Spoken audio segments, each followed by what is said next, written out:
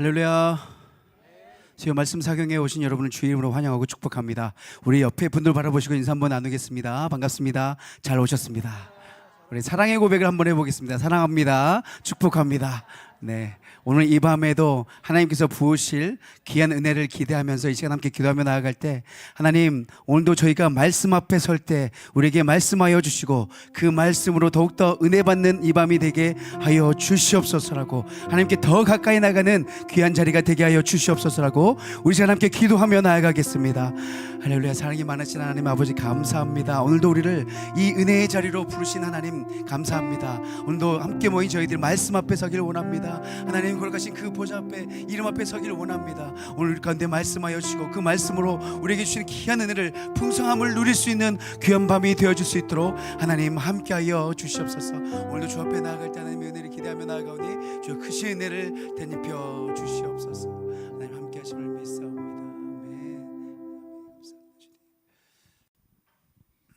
우리 시간 우리의 소망, 열방의 소망 되신 주의 이름을 함께 박수 치시면서 찬양하며 나아가도록 하겠습니다.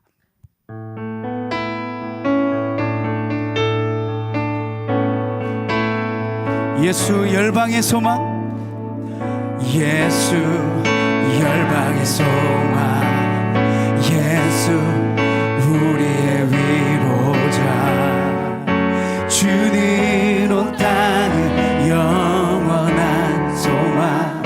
예수, 예수 어둠 속의 빛, 예수 변함없는 진리, 주는 온 땅의 빛이 되신 우리 위해 죽으시고 다시 사신 생명의 주, 주님만이 소망이요 변함없는 반석이라, 주님만이 온 세상을 비추시네. 또 죽음에서 부활하신 우리 구주 평강의 왕, 주를 믿는 모든 자의 소망 되신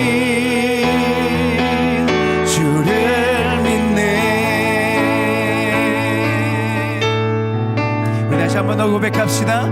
예수 열방의 소망, 예수 열방의 소망, 예수 우리의 위로자, 주는 온 땅의 영원한 소망, 예수, 예수 어둠 속의 빛, 예수 변함없는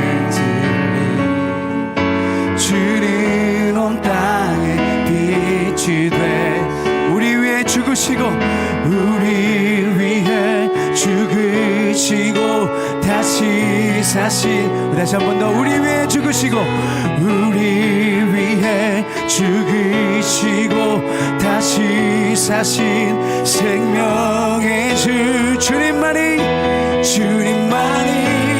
소망이요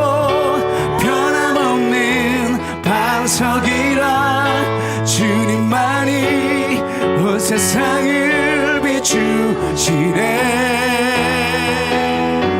또 죽음에서 부활하신 우리 구주 평강의 왕, 주를 믿는 모든 자의 소망 되신 주님만이 소망이요, 주님만이 소망이요 변함없는 반석이라, 주님만이 온 세상을 비추시네. 아멘. 또 죽음에서 부활하신 우리 구주 평강의 왕, 주를 믿는 모든 자의 소망 되신 주를 믿네. 할렐루야. 이 땅의 소망 되신, 우리의 소망 되신 주님께 영광의 박수 올려드립시다. 할렐루야.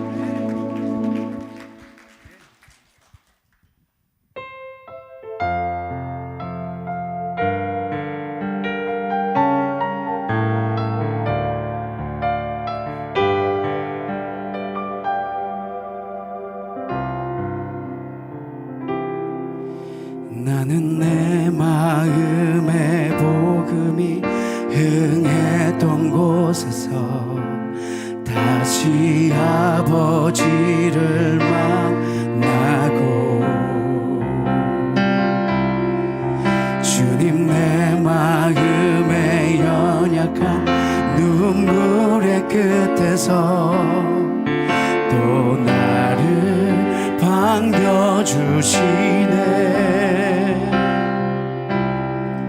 작다 생각했던 그의 부르심 다시 나를 회복해 하시네. 다시 일어나 주를 예배함이 내 모든 기쁨이 되리. 그의 기쁨 되어 삶의 모든 순간을 주께 다 내어드리리. 나는 내 마음의 복음이 흥했던 곳에서 다시 아버지를 만나고 주님 내 마음의 연약한 눈물의 끝에서 또 나를 반겨주시네. 작다 생각했던 그의 부르심 다시 나를 회복해 하시네. 작다 생각했던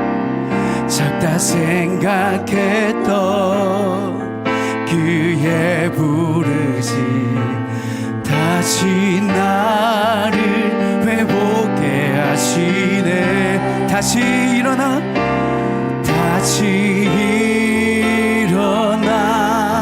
주를 예배함이 내 모든 기쁨이 되리. 그의 기쁨 되어 삶의 모든 순간을 주께 다 내어드리. 다시 일어나 주를 예배함이 내 모든 기쁨이 되리. 그의 기쁨 되어 삶의 모든 순간을 주께 다 우리 한 번 더 고백합시다. 다시 일어나 주를 예배함이 내 모든 기쁨이 되리. 그의 기쁨 되어 삶의 모든 순간을 주께 다 내어드리리. 주께 다 내어드리리. 주께 다 내어드리리. 주께 다 내어드리리. 주께 다 내어드리리.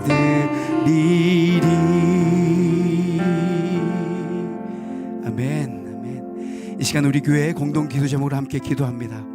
새학기를 맞이한 자녀들이 이단의 미혹에 흔들리지 않고 복음 안에서 건강하게 신앙생활을 할 수 있도록 유진벨 비전센터 건축이 순적하게 진행되고 지역을 섬기는 교회라는 비전을 이루는 공간이 되도록 우리 교회가 후원하는 예강교회 성도들이 영과 진리로 예배드리고 복음을 전하는 공동체가 되도록 이 기도 제목으로 함께 기도하며 나아가겠습니다. 할렐루야. 언제나 우리와 함께 하시는 신실하신 하나님, 이 시간 함께 모인 저희들이 한 목소리로 기도하며 나아갑니다. 하나님, 새학기를 맞이한 자녀들을 위해서 간절히 기도합니다. 이단의 미혹에 흔들리지 않게 하여 주시고 복음 안에서 늘 건강하게 신앙생활 할 수 있도록 하나님 도와주시옵소서. 또한 악한 이 세대를 본받지 않게 하시고 믿음으로 날마다 승리하는 믿음의 주의 자녀들 될 수 있도록 하나님 인도하여 주시옵소서. 하나님, 유진별 비전센터 건축을 위해서 기도합니다. 좋은 건축자들을 보내주셔서 순적하게 진행되게 하시니 참 감사드립니다. 특별히 지역을 섬기는 교회라는 이 비전을 가지고 그 비전을 온전히 이루는 귀한 공간이 되어질 수 있도록 하나님 인도하여 주시옵소서. 우리 교회가 원하는 예강교회 성도들을 위해서 기도합니다.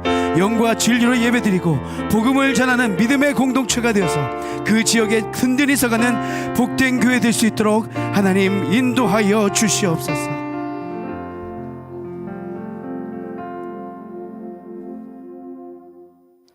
사랑과 은혜가 충만하신 하나님 아버지, 주님의 사랑으로 어린 양이 자리에 서서 기도할 수 있게 하시니 감사합니다. 우리를 사랑하사 그 어느 곳에 있지 아니하고 이 시간 수요 예배에 모여 찬양과 기도의 예배를 드리게 하여 주심도 감사드립니다. 주님께 모든 것 의지하며 나왔사오니 십자가의 사랑을 깨닫는 시간 되게 하여 주시옵소서. 지금 여러 가지 어려운 시국에 저희들을 눈동자와 같이 지켜주시고 보호하여 주신 은혜 또한 감사드립니다. 저희들은 연약함으로 하나님 말씀에 온전히 순종하지 못하고 세상 가운데 흔들리며 주님 뜻대로 살지 못하고 내 뜻대로 살 때가 많음을 고백합니다. 저희들의 죄를 용서하여 주옵소서. 오늘 이 시간 온 마음 다하여 하나님께 찬양하며 예배 드리오니 이 예배를 받아 주시옵고 저희들에게 충만한 은혜로 내려주셔서 늘 주의 뜻을 따라 많은 사람들에게 복음과 희망을 전하는 주의 자녀들로 살아가게 하여 주옵소서. 이 나라를 사랑하시는 주님, 이 나라 민족을 불쌍히 여겨 주시옵소서. 지금까지 이 나라를 지켜주셔서 하나님의 은혜로 발전하고 풍요를 누리며 살아왔음을 잊지 않게 하옵소서. 점점 하나님의 은혜를 잊게 만드는 영적인 어둠이 물러나게 하시고 하나님의 통치만이 임하기를 간절히 기도합니다. 이 나라를 다스리는 자들에게 주의 명철과 지혜를 주시고 하나님의 뜻을 따라 국민을 섬기며 주의 음성에 귀 기울이는 자들이 되게 하여 주시옵소서. 특별히 교회를 위해 수고하시는 목회자들과 각 부서 리더들, 구역장들과 보이지 않는 곳에서 수고하는 봉사자들에게 성령의 능력을 더하여 주시고 그들이 지치지 않도록 주님의 은혜로 붙들어 주시옵소서. 온 성도가 한 마음으로 주님을 섬기고 이 교회가 복음의 능력으로 지역 사회와 열방에 주님의 사랑을 전하는 도구가 되게 하여 주옵소서. 주님, 우리 교회를 이곳에 세우셨으니 재중에 헤매던 자들을 생명의 길로 인도할 수 있는 교회 되게 하여 주옵소서. 낙심과 좌절이 소망으로 변하게 하시고 새로운 희망을 얻게 하는 교회 되게 하여 주시옵소서. 하나님의 말씀을 전하시는 목사님 가운데 성령으로 함께하여 주시고 능력의 능력을 덧입혀 주시어 듣는 이들의 심령에 깨닫는 은혜가 충만하고 더욱 행하고자 하는 결단의 은혜가 충만한 시간이 되게 하여 주시옵소서. 이 시간 찬양을 드리는 다드림 찬양단과 시온 찬양대의 찬양을 기뻐 받으시고 주님 홀로 영광 받으옵소서. 우리의 예배를 기쁘게 받아주실 줄로 믿고 우리를 구원하신 우리 주 예수 그리스도 이름으로 기도드립니다. 아멘.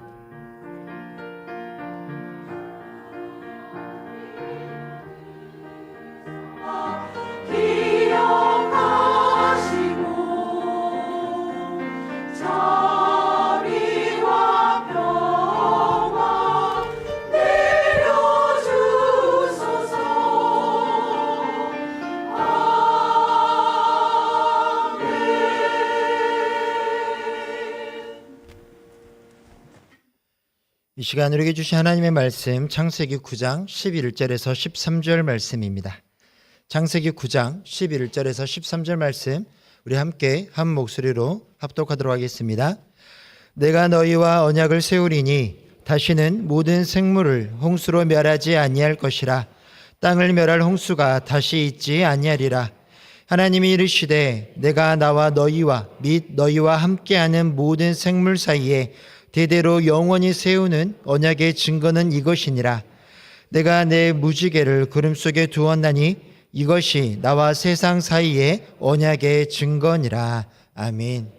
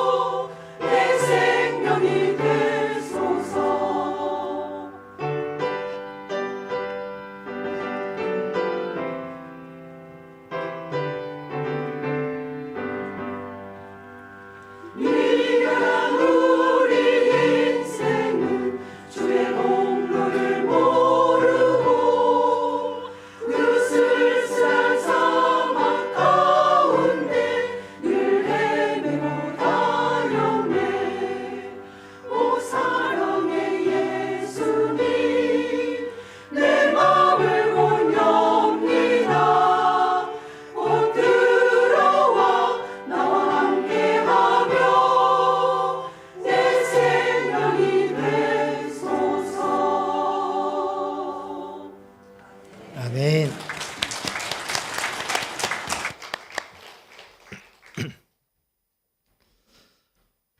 오늘 말씀을 보기에 앞서서 하나님께서 왜 이 두 사건, 오늘 말씀의 제목이 무엇이죠?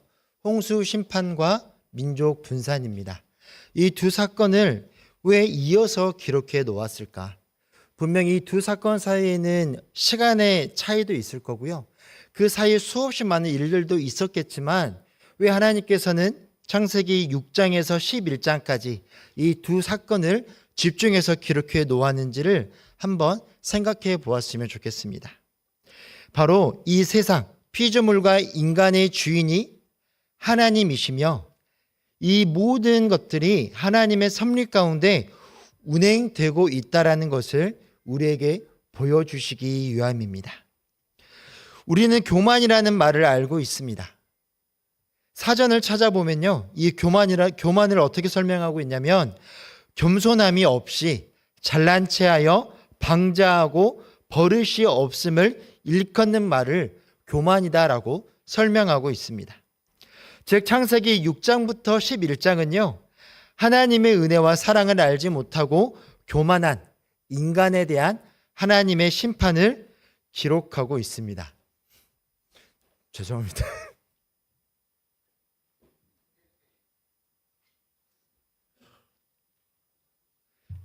사실은요, 제가 긴장을 안 하려고 저기 앉아가지고 계속 기도하고 있었거든요.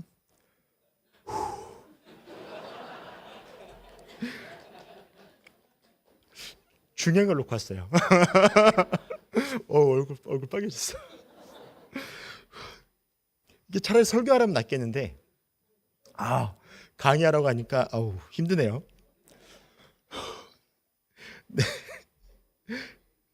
네, 각 장의 중심 주제와 핵심 내용을 한번 살펴보도록 하겠습니다.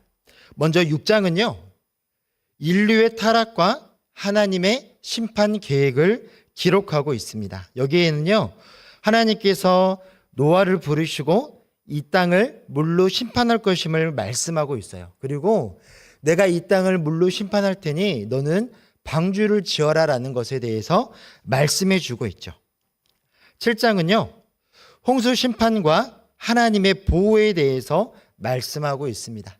하나님께서는 노아에게 말씀하신 대로 이 땅을 물로 심판하십니다. 그리고 그냥 그것으로 끝난 것이 아니라 하나님께서 이 땅을 어떻게 보호하시는지 이 7장에서 나타내고 있습니다. 그리고 8장은요. 이제 홍수 심판 이후에 새로운 시작과 하나님의 은혜에 대해서 기록하고 있습니다. 이 홍수가 끝나고 나서 이 노아가 제일 먼저 했던 것이 무엇이냐면 하나님 앞에 제단을 쌓고 제사를 드리게 되죠. 그 제사 끝에 하나님께서 노아에게 약속을 주십니다. 그게 9장에 기록되어져 있는데요. 하나님의 언약과 인류의 재출발, 여기에 무지개 언약과 이제 노아의 후손들에 대한 이야기가 기록되어져 있습니다. 10절은요. 열국의 기원, 노아의 후손을 통해서 이제 민족이 형성되어져 갑니다. 노아의 세 아들들을 통해서 민족이 형성되어져 가는데 그 이야기를 담고 있고요. 11장에서는요. 또 다른 한 사건이 발생을 합니다. 무슨 사건이죠? 우리가 잘 알고 있는 바벨탑 사건입니다. 인간의 교만을 보여주고 있는 대표적인 사건이죠. 그리고 그 바벨탑 사건 가운데 하나님께서 어떻게 개입을 하시는지, 어떻게 다시금 하나님의 창조 질서를 회복해 가시는지를 이 11장에서 보여주고 있습니다. 오늘 6장부터 11장까지 쭉 살펴보려고 합니다. 자, 홍수 사건의 구조를 먼저 한번 살펴보도록 하겠습니다. 이 홍수 사건은요, 창세기 6장에서 9장에 거쳐서 총 3장이나 되는 분량으로 기록되어져 있는데요. 먼저 이 홍수 사건의 배경을 보면요, 인류의 죄악이 극심해집니다. 아담과 하와로부터 시작했던 죄악이 계속해서 이 땅 가운데 가득하게 되어지죠. 그래서 하나님께서 그 모습을 보시고요, 인간을 지으심을 후회하셨다라고 말씀하고 있습니다. 얼마나 그들이 하나님의 뜻에 합당하지 못하게 살았는지 하나님께서 그들을 보면서 마음 아파하셨다고 하죠. 하나님께서는 결국 심판을 결정하십니다. 자, 심판이라고 들으면요, 겁이 납니다. 그런데요, 우리가 성경을 쭉 살펴보면 하나님의 심판에는요, 한 가지 목적이 있습니다. 하나님께서는 이 심판을 통해서 인간들을 징계하기 위함이 아니라 그 징계를 통하여서 인간들이, 죄악 가운데 있는 인간들이, 어리석음에 빠져 있는 인간들이 하나님의 뜻을 깨닫고 다시금 하나님의 자녀로 회복하기를 원하신다라는 것이죠. 이 노아의 홍수 역시도 마찬가지였습니다. 노아는 홍수를 지으면서 끝없이 하나님의 심판에 대해서 사람들에게 경고합니다. 돌아오기를, 이 방주에 함께 타기를 끊임없이 외칩니다. 하지만 그들은 어떠합니까? 듣지 않습니다. 아무도 듣지 않고 결국 하나님의 그 심판에 모두 죽게 되죠. 하나님의 노아를 선택하시고 방주를 만들게 하십니다. 그런데요, 하나님께서 노아에게 방주를 만들라고 할 때 그냥 노아야, 큰 배를 만들어라 라고 말씀만 하지 않으셨어요. 어떻게 말씀하셨죠? 그 배에 대한 모든 설계도를 노아에게 말씀해 주십니다.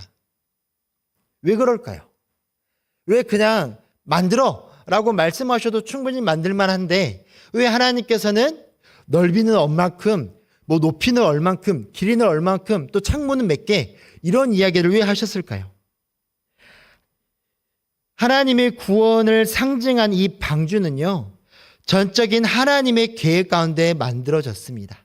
이것은 무엇이냐면 하나님께서 인간을 향한 구원의 모든 역사는 전적인 하나님의 계획하심 가운데 이루어지고 있다라는 것을 우리에게 말씀해 주고 있는 것입니다. 하나님의 말씀대로 방주를 만들고 나자 이제 홍수가 시작이 됩니다. 무려 40일 동안 비가 내리게 됩니다. 그 비로 인해서 모든 생명이 멸망하게 되고 방주 위에 있던 노아의 가족과 동물들만 생존을 하게 되죠. 결국 물이 줄어들고 방주가 이 아라랏 산에 머물게 됩니다. 노아의 홍수가 역사적인 사실인가에 대한 연구가요, 지금도 활발하게 이루어지고 있어요. 지금도 유튜브나 이런 곳에 노아의 그 방주를 쳐보면요, 노아의 방주가 어디에 머물렀을 거다라는 추측들이 상당히 많이 나옵니다. 많은 역사학자들이요, 이 노아의 방주가 티르키예와 아르메니아 그리고 이란에 거쳐 있는 아라라트 산에 이 노아의 방주가 멈추었다라고 말하고 있어요. 그리고 그곳에 멈춰 있다라는 증거에 대해서 끊임없이 찾고 있습니다. 그리고 실제로 많은 기독교인들과 유대교, 이슬람 교인들이요, 이 아라랏산, 이 아라라트 산을 성지로 여기고 지금도 찾아오고 있다고 합니다. 그런데 중요한 것은요, 이 성경에 기록된 아라랏산이 이곳이 맞냐 틀리냐가 중요한 것이 아닙니다. 정말 중요한 것은요, 노아의 방주가 가지고 있는 그 의미에 우리가 집중해야 됩니다. 무엇입니까? 이 세상을 향한 하나님의 사랑과 구원의 계획이 그 방주였다라는 것입니다. 하나님께서는 이 노아의 그 홍수의 심판이 끝나고 나서 이제 노아가 이 아라랏산에 머물렀을 때 노아는 문을 열고 드디어 땅을 밟습니다. 그리고 가장 먼저 무엇을 하냐면 하나님께 제사를 올려드립니다. 그 제사를 받으신 하나님께서는요, 노아에게 다시는 홍수로 이 세상을 심판하지 않겠다라고 언약해 주십니다. 자, 두 번째 사건입니다. 바벨탑 사건이죠. 창세기 11장에 기록되어져 있습니다. 제가 학창 시절에요, 이 창세기 11장을 정말 싫어했어요. 왜냐하면 창세기 11장 바벨탑 사건이 의미하는 게 뭐죠? 언어를 혼잡하게 하십니다. 아니, 그냥 내비로 뒀으면 한 언어를 쓰고 편하게 살 건데 뭐 하려고 이렇게 탑을 지어가지고 제가 언어에 좀 약해요. 제가 국어는 좀 하는데요, 영어가 약하더라고요. 최근에 이제 영어를 쓸 일이 좀 있었는데 떨려가지고 속으로는 끝없이 이게 맞냐 막 만들고 막 단어를 문장을 만들어요. 그래서 딱 앞에 다가가면요, 한마디 말도 못해요. 그냥 단어로만 이야기하고 있어요. 자, 이 바벨탑 사건의 배경을 보면요, 사람들이 하나의 언어를 사용합니다. 하나의 언어를 사용하고 함께 모여서 뭉쳐서 살고 있었습니다. 속담 중에 뭉치면 살고 흩어지면 죽는다라는 속담이 있죠. 하지만 성경은요, 다릅니다. 성경은 무엇을 말하고 있냐면 뭉치면 죽고 흩어지면 산다라고 말씀하고 있습니다. 왜일까요? 사람이 모인 곳에는요, 힘이 있습니다. 그리고 그 힘이 옳은 판단을 가로막게 합니다.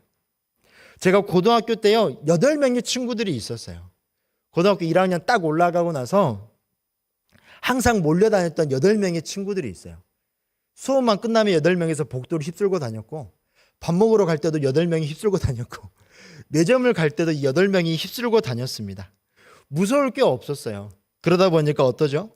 이 8명이 모이다 보니까 맨날 생각하는 게 별로 좋지가 않아요.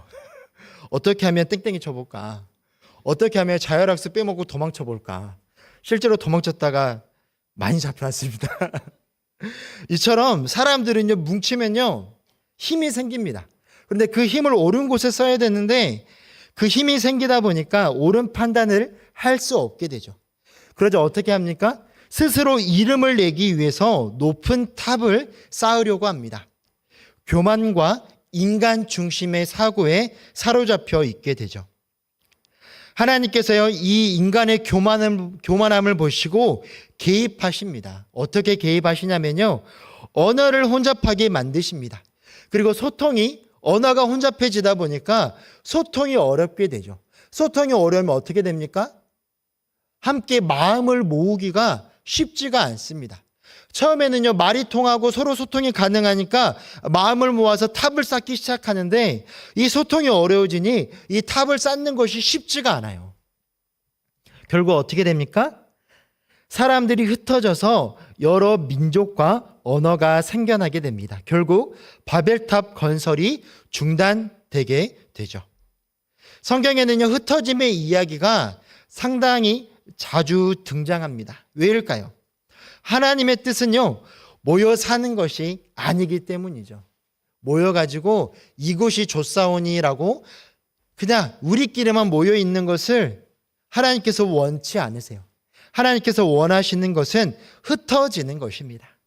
사람의 생각으로 자꾸만 모여 살려고 하니 하나님께서 그 모임을 흩어버리시는 거죠. 자, 이 두 사건을 한번 비교해 보려고 합니다. 이 홍수 사건과 바벨탑 사건에 문제가 있어요. 홍수 사건은요, 인간의 죄악이 증가했을 때 하나님께서 심판하실 계획을 세우십니다. 그리고 바벨탑 사건은요, 인간의 교만함이 가득했을 때 하나님께서는 이 바벨탑을 무너뜨리시죠. 하나님께서 어떻게 개입하시냐면요, 홍수 심판으로 개입하십니다. 그리고 언어를 혼잡하게 하심으로 이 사건에 개입하시죠. 어떠한 심판 방식을 가지고 있냐? 홍수로 온 세상을 덮습니다. 하나님께서 지으신 모든 것들을 한탄하시고 이 세상에서 다 없애버리시죠. 바벨탑 사건은요, 인간들을 강제로 흩어버리십니다. 모여 있었더니 헛된 생각들로 가득한 이 인간들을 강제로 하나님께서 개입하셔서 흩어버리십니다. 홍수 사건의 결과는요, 방주에 탄 노아의 가족들과 그곳에 탄 동물들만 살아남습니다. 그리고 하나님께서는 그 살아남은 자들을 통해서 새로운 시작을 이루어 가십니다. 바벨탑 사건의 결과는요, 민족과 언어가 나뉘어서 흩어지게 됩니다. 이 홍수 사건의 언약이 있습니다. 하나님께서는 무지개를 통하여서 하나님의 사람들에게, 하나님의 백성들에게 약속하시죠. 그리고 바벨탑 사건은 인류 확산의 계기를 약속하십니다. 즉, 이 두 사건은요, 인간의 타락과 교만으로부터 하나님의 심판이 임하게 되고 그 심판을 통하여서 새로운 질서가 형성되어지고 있음을 이 두 사건이 계속해서 반복적으로 우리에게 말씀하고 있습니다.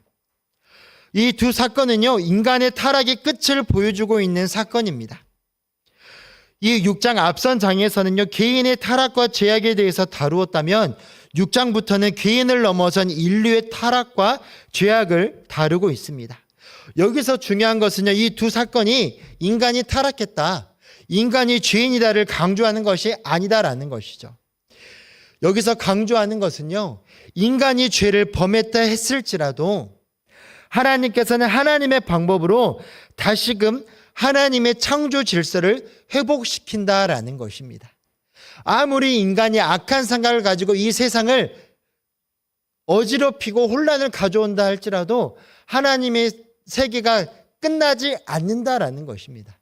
하나님께서는 다시금 하나님의 방법으로 하나님의 창조 질서를 회복시키시고 그것으로 끝난 것이 아니라 하나님의 구원의 역사를 계속해서 이어가신다라는 것을 오늘 이 두 사건을 통해서 우리에게 말씀해 주고 있습니다. 이제 조금 더 자세하게 이 본문을 한번 살펴보려고 합니다. 첫 번째는요, 홍수 심판의 배경입니다. 창세기 6장 1절에서 8절까지 말씀이 나와 있죠. 인류의 죄악입니다. 어떠한 죄악이었죠? 하나님과 같아지려는 마음에서 시작이 됩니다. 아담과 하와가요, 처음에 선악과를 따먹었을 때 하나님과 같게 될 거야 라는 그 말에 넘어가서 선악과를 따먹게 되죠. 결국 이 죄악이요, 하나님 없어도 돼, 나 혼자서도 충분히 살 수 있어 라는 교만으로 바뀌게 됩니다. 그 인류의 죄악이 세상에 가득 차게 되자 하나님의 창조 질서가 파괴되게 되자 하나님께서는 심판을 결정하십니다. 사람들의 타락과 부패로 인해 하나님께서 인간 창조를 후회하셨다라고 말씀하고 있죠. 그래서 하나님께서는 노아라는 사람을 찾습니다. 이 노아는 어떤 사람이냐면요, 창세기 6장 9절에 보면 노아는 의인이요 당대의 완전한 자라 그는 하나님과 동행하였으며 라고 기록하고 있습니다. 노아는 어떤 사람이라고요? 하나님의 마음에 합당한 사람이다라고 말하고 있습니다.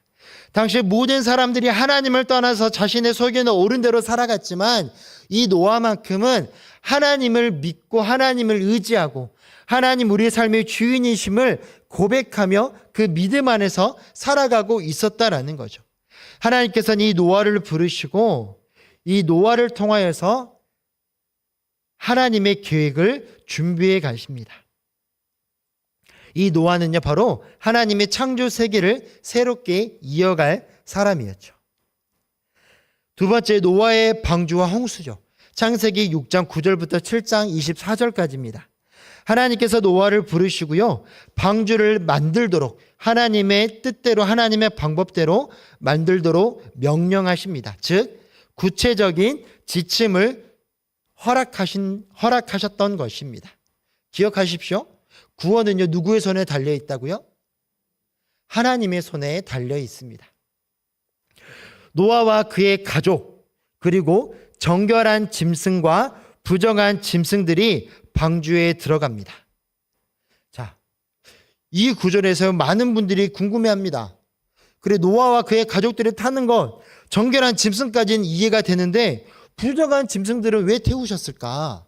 하나님께서 이 세상이 악할 뿐임을 보시고 이 세상을 심판하기 위해서 방주를 만드셨는데 그러면 정결한 짐승들만 데리고 들어가면 될 걸 왜 부정한 짐승들까지 타게 하셨을까?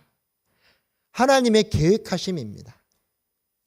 하나님이 부정한 짐승들까지 태운 것 하나님의 뜻인 거예요. 다시 새롭게 만들어갈 하나님의 계획에 이 부정한 짐승들도 필요했기 때문에 하나님께서는 태우라고 말씀하셨던 것입니다. 그리고 정결함과 부정함의 이 기준은요 노아 홍수 이후에 규정되어졌습니다. 언제냐면요 하나님께서 모세를 부르시고 율법을 허락하실 때 그때 정결한 것과 부정한 것에 대해서 규정을 허락하셨던 겁니다. 그런데 이 규정도요 그 짐승이 악하다, 그 짐승이 선하다가 아니라 하나님께 드리는 제사에 합당한지 합당하지 않은지로 정결한 짐승과 부정한 짐승을 나누는 것이지 이 짐승들이 죄가 있다 없다로 나누는 것이 아니다라는 거죠. 여기에서도 중요한 것은요 하나님께서는 계속해서 우리에게 반복해서 말씀하고 있습니다. 하나님의 구원의 역사는 정결한 자들에게만 주어지는 것이 아니다라는 거 우리에게 말씀하고 있습니다. 노아의 방주하면 떠오르는 것이 무엇이죠? 전 노아의 방주를 생각할 때마다 교회의 모습이 떠오릅니다. 교회는 어떠한 곳입니까? 교회는 깨끗한 사람들, 죄가 없는 사람들, 이러한 사람들만 모여 있는 곳이 교회일까요? 그 고개를 끄덕이신 분들은 뭐예요? 교회는 어떠한 곳이냐면요 누구나 올 수 있는 곳입니다. 악한 사람들 우리가 보기에 저 사람 왜 여기 왔을까? 그 사람들까지도 와야 될 곳이 바로 이 교회 공동체죠. 그러면 노아의 방주에 부정한 짐승들이 타고 있는 게 옳을까요? 틀릴까요? 옳아요. 하나님 보시기에 전혀 이상할 것이 없습니다. 교회는 죄인들이 모이는 곳입니다. 홍수 사건 당시 노아의 방주가 바로 교회의 모습이었습니다. 그래서 누구나 타라고 누구나 이 방주에 들어오라고 했지만 어땠죠? 들어오기를 원했던 사람들만 들어오게 됐죠. 결국에는 아무도 들어오지 않았습니다. 40일 동안 비가 내리고 온 땅이 물에 덮이게 되죠. 홍수 이후 하나님의 약속 창세기 8장 1절에서 22절에 기록되어지고 있습니다. 하나님께서 바람을 보내어 물이 점차 줄어들게 하셨고요. 방주가 아라랏산에 정착하게 됩니다. 그리고 노아와 그의 가족이 방주에 나와서 하나님께 가장 먼저 제사를 올려드립니다. 창세기 9장에서는요 하나님의 언약에 대해서 말씀하고 있습니다. 제사를 드린 노아에게 하나님께서는 무엇을 말씀하시죠? 생육하고 번성할 것을 명령하고 계십니다. 어디서 많이 들어본 말씀 같지 않습니까? 생육하고 번성하라. 하나님께서 인간을 지으시고 약속하셨던 명령하셨던 말씀이죠. 그 명령을 다시금 노아와 그의 가족들에게 말씀하십니다. 그리고 또 한 가지 동물에 대한 인간의 지배권을 갱신하십니다. 즉 육식을 허락하셨습니다. 이거는 참 감사해요. 제가 고기를 참 좋아하거든요. 자, 그런데요, 육식을 허락하셨지만 한 가지 피째 먹는 것을 금지하셨습니다. 왜일까요? 성경에서 피는요, 생명을 상징하는 것입니다. 그래서 생명을 함부로 다루지 말라는 것을 오늘 말씀에서 말씀하고 있죠. 그리고 살인죄에 대한 심판을 선언하고 계십니다. 그리고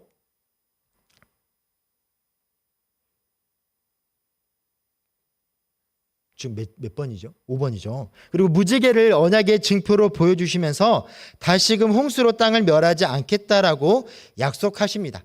그런데 여기에는요, 그냥 단순한 약속이 아니라 우주적인 언약이 있습니다. 우주적인 언약은 무엇일까요? 바로 인간을 넘어서 이제까지 하나님께서 인간과 약속하셨지만 여기에서는요, 인간을 넘어 온 피조세가 맺은 언약을 말씀하고 있는 거죠. 자, 잠깐만요. 제가 계속 다른 걸 눌렀습니다. 자, 이 노아의 제사와 축복을 한번 살펴보면요, 우리 쭉 한번 살펴보았던 것이지만 한번 간단하게 살펴보도록 하겠습니다. 노아가 가장 먼저 감사의 제사를 드리죠. 방주에서 나온 이후에 바로 행했고요, 정결한 짐승으로 하나님께 올려드립니다. 무엇 때문에요? 자신과 가족들의 죄에 대한 속죄이며 하나님께 대한 감사와 경배의 의미로 하나님께 제사를 올려드립니다. 그 제사를 받으신 하나님께서는 노아에게 새 명령과 축복을 주십니다. 명령은요, 생육하고 번성, 땅에 충만할 것을 명령하시고 모든 생물을 다스리되 피째 먹지 말 것을 말씀하십니다. 그리고 축복을 약속하시는데요, 생명의 존엄성을 강조하시고 살인 금지와 처벌에 대한 규정을 말씀하십니다. 그리고 인간 생명의 가치, 확립에 대해서 말씀하고 있습니다. 그리고 땅에 대해서 약속하시는데요, 땅의 순환, 이 땅 가운데 사계절을 약속하시죠. 그리고 농사와 수확을 보장해 주시고 자연 질서의 회복과 유지에 대해서 말씀하고 있습니다. 그리고 인류 보존에 대한 약속입니다. 더 이상 물로써 심판하지 않겠다라고 말씀하시고 무지개 언약을 통하여서 하나님의 자비와 은혜에 대해서 말씀하고 있습니다. 그리고 노아와 그의 후손들을 통하여서 인류 역사의 새로운 장이 시작되고 있음을 말씀하고 있습니다. 그리고 이곳에서 우주적인 언약을 우리에게 말씀하고 있죠. 자, 다섯 번째, 노아와 그의 아들들입니다. 노아의 세 아들 누구죠? 셈, 함, 야벳입니다. 이 세 아들로부터 세상의 민족들이 퍼져나가게 됩니다. 자, 노아가 포도주를 마시고 취해서 벌거벗은 사건이 발생을 합니다. 자, 이 벌거벗은 이 아버지를 보고 이 함이라는 아들은요, 어떻게 했냐면요, 그 모습을 보고 자신의 두 형제에게 찾아갑니다. 그리고 아버지가 지금 술에 취해서 바지 벗고 잠들어 있어라고 아버지를 욕부입니다. 그 소식을 듣고 셈과 하벳은 어떻게 합니까? 그 아버지의 벗은 하체를 보지 않고 뒤돌아가서 아버지의 벗은 몸을 가려주죠. 노아가 깨어나서요, 함의 후손인 함에게는요, 저주를 퍼붓습니다. 그리고 셈과 야벳에게는 축복을 말씀하시죠. 많은 분들이 이 본문을 보면서요, 술이 문제다라고 생각합니다. 그런데요, 이 본문에서는요, 술이 문제다라는 것을 말하는 것이 아니에요. 사람은 누구나 실수를 합니다. 우리가 할 것은요, 실수한 이들의 허물을 들춰내는 것이 아니라 가려줄 줄 알아야 됩니다. 무엇보다 아버지의 허물을 들춰내는 것은요, 결코 옳은 일이 아니었습니다. 그런데 함이요, 그 아버지의 허물을 이곳저곳 소문내고 다녔던 겁니다. 몇 해 전 제가 저희 첫째 아들과 길을 가다가요, 아동학대 방지에 대한 설문조사를 하고 있더라고요. 그래서 거기에 이제 가서 설명을 듣고 있었어요. 그리고 이제 한참 설문지를 작성하고 있는데 저희 아들이요, 갑자기 아빠, 학대가 뭐야? 라고 물어봐요. 그래서 학대의 뜻에 대해서 설명해 줬어요. 이게 딱 듣더니 아들 녀석이 하는 말이 뭔지 알아요? 아빠도 나 학대했잖아. 와, 이 말을 듣고 제가 얼마나 깜짝 놀랐는지, 왜? 라고 물어봤더니 제가 저희 아들이 어렸을 때 하도 고집을 피우니까요. 제가 옆에 있던 효자손으로 엉덩이를 한 2대 정도 때렸어요. 그게 지금 한 2년이 지났는데 그걸 지금도 기억하고 있더라고요. 그래서 아빠가 자기를 학대했대요. 그래서 아니 아들아 학대라는 것은 그게 아니고 이거야 라고 말했더니 그제서야 아들이 아 그거구나라고 알아들었어요. 이처럼 알지 못해서 하는 실수는요 그냥 이렇게 설명해 주고 깨닫게 해주고 넘어가면 돼요. 그런데 당시 함은요 그렇게 그것이 옳은 것인지 틀린 것인지 착각하는 그러한 나이가 아니었어요. 그저 아버지의 벗은 몸에 대해서 이야기하기가 좋은 그냥 이야기거리가 됐던 거고 그것을 자신의 형제들에게 이야기했던 것이죠. 함은 그것이 아버지의 허물을 들춰내는 것임을 알면서도 했었기에 하나님께서도 함의 행동을 그냥 넘어가지 않고 책망하셨던 것입니다. 6번째, 민족의 기원입니다. 창세기 10장에서 기록하고 있는데요. 노아의 세 아들 셈과 함과 야벳으로부터 각 민족이 퍼져나갑니다. 셈을 통해서 셈은 유대 민족의 조상이 되고요. 함은 가나안의 조상이 됩니다. 그리고 야벳은요 유럽과 아시아 지역으로 확산되어져 갑니다. 자, 하나님께서 함에게 조주를 허락하셨는데 함이 가나안의 조상이 되었다라고 이야기를 합니다. 가나안 어떠한 곳이죠? 우리가 성경을 보면 가나안에 대한 이야기가 상당히 많이 나옵니다. 가나안은요 일찍부터 농경 문화권에 속한 자들이었습니다. 다산을 상징하는 바알신과 풍요를 상징하는 아세라 신을 섬기던 민족이었습니다. 그리고 이들은요 신전에 있는 창기와 성적인 관계를 맺어야만 이 땅에서의 풍요를 누릴 수 있다라는 그러한 식의 논리를 가지고 있었던 민족이었죠. 즉 하나님과는 적대적인 관계에 놓여 있는 이들이었기에 하나님께서 이스라엘 백성들을 가나안 땅에 들어갈 때 뭐라고 말씀하십니까? 그 가나안 족속 한 명도 빠짐없이 모두 전멸하라고 말씀하셨던 것입니다. 자, 우리 노아의 후손들을 좀 더 살펴보면요. 이 셈을 통하여서 예수님의 족보가 쭉 이어져 오게 됩니다. 아브라함의 손조였고요. 또 중동 지역에 정착을 하게 됩니다. 자, 야벳은요 유럽 사람들의 조상이 되었다라고 이야기를 하고요. 또 그리스 로마의 손조가 되었다라고 말하고 있습니다. 그러면 이 문제의 함은 어땠을까요? 함은요 가나안의 조상이 되었고 이집트의 손조였고 또 아프리카와 연관이 되어 있대요. 그리고 조주받은 아들이다라고 지금도 기록되어지고 있습니다. 많은 분들이요 이 말씀을 보고 그러니까 흑인들은 백인들의 노예가 맞아라고 말하는 사람들이 있어요. 그런데 성경은요 절대 인종차별을 하는 성경책이 아닙니다. 성경이 흑인들을 노예로 부릴 때 그것들을 허용해 주는 성경책이 아니었다라는 거죠. 그런데 사람들이 어떠하죠? 자신들의 입맛에 맞게끔 이것을 해석하다 보니까 함이 저주를 받았기 때문에 함의 자손들인 흑인들이 백인들의 노예로 살아가는 게 맞아라는 말도 안 되는 이야기들을 가지고 왔다라는 겁니다. 자, 우리 다음 7번째, 우리 창세기 11장 1절에서 9절을 보면요. 바벨탑 사건이 나옵니다. 모든 사람들이 한 언어를 사용하면서 바벨탑을 건축하려고 합니다. 인간의 교만함이었죠. 이 교만함을 통하여서 하나님께 도전하려는 형태로 그 교만이 나타나게 됩니다. 하나님께서는 그들의 교만을 보시고요. 그냥 내버려 두시는 것이 아니라 내려오셔서 그들의 하는 행동을 보시고 언어를 혼잡하게 하십니다. 그리고 그들을 여러 지역으로 흩어버리십니다. 하나님께서는 인간의 계획을 좌절시키시고 자신의 뜻을 이루어 가십니다. 이 바벨탑은요, 이 신할 평지라는 곳에 모여서 사람들이 짓기 시작했대요. 그런데 이 신할 평지라는 곳은요, 벽돌이 없었어요. 즉 돌이 있던 곳이 아닙니다. 그래서 그곳에 있던 진흙을 역청을 이용해서 빚습니다. 그래서 벽돌처럼 단단하게 만들었어요. 그만큼 이 바벨탑을 지을 당시 이 사람들이 가지고 있는 기술은요, 엄청난 발전이 있었다라는 거죠.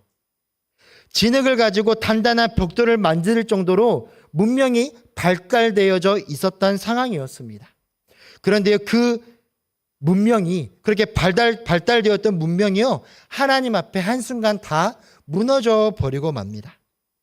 아무리 뛰어난 기술과 아무리 뛰어난 계획이라 할지라도 하나님 앞에서는 아무것도 아니다라는 것을 오늘 이 말씀을 통해서 우리에게 보여주고 있는 것이죠. 창세기 11장 10절부터 32절은요, 셈의 후손과 아브라함에 대해서 말씀하고 있습니다. 셈의 후손의 계보를 통해서 아브라함이 등장하죠. 자, 아담부터 노아까지가 몇 대인지 아십니까?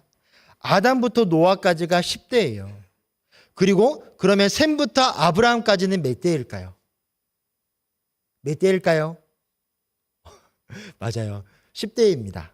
즉 성경에서 숫자 열은요, 완전수입니다. 하나님께서는 이들을 통하여서 하나님의 구원의 계획을 이루어 가신다. 하나님의 뜻에, 하나님의 때에, 하나님의 방법대로 하나님의 구원의 계획을 이루어 가신다라는 것을 오늘 이 셈의 계보를 통하여서 우리에게 또다시 한번 말씀해 주고 있는 거죠. 하나님의 구속사가 이어지는 과정 속에서 아브라함이 선택되어졌고 하나님의 언약과 이후의 신학적 흐름이 형성되어지게 되는 것입니다. 이 두 사건이 주는 교훈이 있습니다. 이제 말씀을 좀 정리해 보려고 합니다. 홍수 사건이 주는 교훈은요, 하나님의 공의로운 심판, 하나님의 심판은 단순히 인간들이 하나님의 뜻에 합당하지 않았기 때문에 하나님이 기분 나빠서 내렸던 심판이 아니라 죄악이 가득한 세상에 대한 하나님의 심판이었습니다. 다시금 이 땅을 회복시키기 위한 하나님의 계획이었다라는 거죠. 그런데 하나님께서는 이 심판을 행하실 때 하나님의 사람을 택하십니다. 그 사람을 부르시고 그를 통해서 그의 순종, 노아의 순종을 통해서 구원의 역사가 진행되게 하시죠. 하나님의 신실한 약속입니다. 무지개 언약을 통해서 하나님의 그 약속이, 언약이 끊어지지 않고 사라지지 않고 신실함을 우리에게 말씀해 주고 있습니다. 자, 바벨탑 사건은요, 교만이 주는 위험에 대해서 우리에게 말씀하고 있습니다. 교만은요, 인간이 하나님을 떠나서 자신 마음대로, 즉 독립적으로 살아가려 할 때 생기는 것이 교만인데요, 그 교만함의 결과 무엇인지를 우리에게 보여주고 있고요, 하나님의 주권, 하나님께서 이 인류의 모든 역사를 주관하고 계시는 분임을 이 바벨탑 사건을 통해서 우리에게 말씀하고 있습니다. 그리고 이 바벨탑 사건으로 단순히 민족을 분산시킨 것으로 끝나는 것이 아니라 믿음의 조상 아브라함이 등장함을 통하여서 하나님의 구속 계획이 계속해서 진행되어지고 있음을 우리에게 말씀하고 있습니다. 그러니 우리가 해야 될 것은 하나님께 순종하는 삶을 살아가야 된다는 것입니다. 하나님께 순종은 무엇이죠? 인간이 아무리 뛰어나다 할지라도 하나님의 어리석음보다 못하다라고 성경은 기록하고 있습니다. 그래서 우리는 인간의 계획이 아닌 하나님의 뜻을 따르는 것이 중요하다라는 것을 이 사건을 통하여서 우리가 기억하면서 살아가야 된다라는 것이죠. 자, 삶의 적용입니다. 자, 친절하죠? 자, 적용까지 시켜드립니다. 자, 이 홍수 심판을 보면서 우리는 이제 어떻게 살아가야 될까? 오늘날 죄에 대한 하나님의 심판을 기억하고 경건한 삶을 살아가야 된다라고 우리에게 말씀하고 있습니다. 노아처럼 세상에 물들지 않고 세상에 휩쓸리지 않고 하나님이 나의 삶의 주인임을 기억하며 하나님의 말씀에 순종하는 경건한 삶을 살아가야 된다. 힘들지만, 그것이 쉽지 않지만 그렇게 살아가기 위해서 노력해야 된다라는 것이 우리 마음 가운데 있어야 된다라는 것입니다. 자, 바벨탑과 교회 공동체, 하나님께서 바벨탑 사건을 통해서 어떻게 하셨다고요? 여러 민족을 만드셨습니다. 여러 민족으로 흩으셨습니다. 자, 요즘 우리 교회 보면요, 지금 우리 양립교회는 별로 보이지가 않아요. 그런데 요즘 많은 교회들을 보면요, 여러 민족의 사람들이 교회를 찾아옵니다. 그러면 어떻게 해야 될까요? 아유, 야, 우리는 우리 사람들만, 우리 대한민국 사람들, 한국 사람들만 예배 드릴 거야. 꽁꽁 걸어 잠가야 될까요? 함께 살아가는 공동체가 되어야 됩니다. 즉, 교회의 연합과 언어, 문화의 다양성을 존중하며 살아가야 되죠. 그렇다고 다 존중해 주냐? 절대 이단만큼은 막아야 됩니다. 이거는 꼭 기억하셔야 됩니다. 자, 세 번째, 하나님의 계획을 신뢰하는 삶을 살아가야 되죠.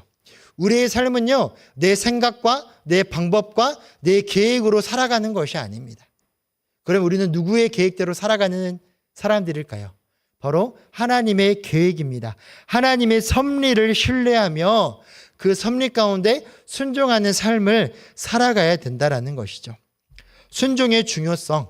하나님께서는 누구를 통하여서 하나님의 역사를 다시금 이어가셨다고요? 바로 하나님의 말씀에 순종했던 노아를 통하여서 하나님의 그 구원의 역사를 이루어 가십니다.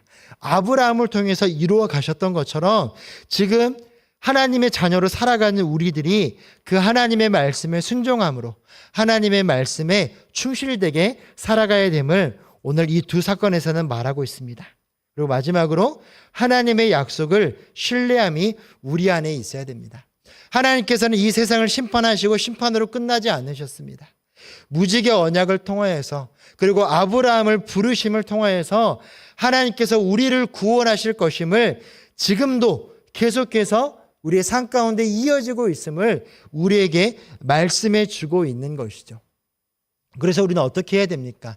우리가 하나님 앞에 죄를 범했다 할지라도 다시금 하나님 앞에 돌아와서 하나님 우리의 삶의 주인이심을 고백하며 하나님께 기도하며 나아갈 때 하나님께서는 다시금 우리를 하나님의 자녀로 하나님의 백성으로 살아가도록 우리를 인도하신다라는 그 사실을 꼭 기억하며 살아가시기를 바랍니다. 사실 제가 이 말씀을 준비하면서 여러 책도 보고요. 이 책을 쓰셨던 교수님이 했던 강의도 봤는데요. 40분 강의 중에 제가 담당했던 파트를 딱 10분 설명하셨더라고요. 제가 그 10분을 40분으로 늘려서 오늘 강의를 진행을 했습니다. 자, 잘 들으셨을 거라고 생각이 되고요. 기도하고 마치도록 하겠습니다. 사랑과 은혜가 많으신 아버지 하나님, 오늘 홍수 심판과 바벨탑 사건을 통하여서 우리의 주인이 하나님이심임을, 이 세상의 주인이 하나님이심임을 다시 한번 깨닫게 하여 주심에 감사를 드립니다. 하나님 없이도 살아갈 수 있다라는 교만함에서 벗어나게 하여 주시고 오직 우리의 삶의 주인이 하나님이심임을 고백하며 하나님의 뜻에 순종하며 나아가는 우리 모두가 될 수 있도록 인도하여 주시옵소서. 그래서 주님께서 써가시는 그 구원의 역사 가운데 쓰임받는 우리 모두가 될 수 있도록 저희를 붙드시고 함께하여 주시옵소서. 감사드리며 예수님의 이름으로 기도드립니다. 아멘. 교회 소식 전해드립니다. 자, 띄워주세요. 자, 경로대학 내일 오전 10시 30분에 교육봉사관 3층 유진벨홀에서 진행됩니다. 자, 고난주간 특별 새벽 기도회가 4월 14일부터 19일까지 월요일부터 토요일까지 새벽 5시 30분에 이곳에서 진행됩니다. 자, 2024년 하반기 그리고 2025년 상반기 구역장 전체 모임 22일 토요일 오전 10시에 교육봉사관 3층 유진벨홀에서 진행됩니다. 우리 대상자들은 꼭 기억하셔서 함께 참여해 주시기 바랍니다. 자, 이 시간 우리 축도함으로 우리 오늘 수요 말씀 사경에 마치도록 하겠습니다. 이제는 우리 주 예수 그리스도의 은혜와 살아계신 하나님의 사랑과 성령님의 교통하심이 오직 하나님 우리의 삶의 주인이심을 고백하며 그 주님의 말씀에 순종하며 살아가기로 결단하며 나아가는 양림의 모든 성도들 위해 이제로부터 영원토록 함께 하시기를 간절히 축원하옵나이다. 아멘.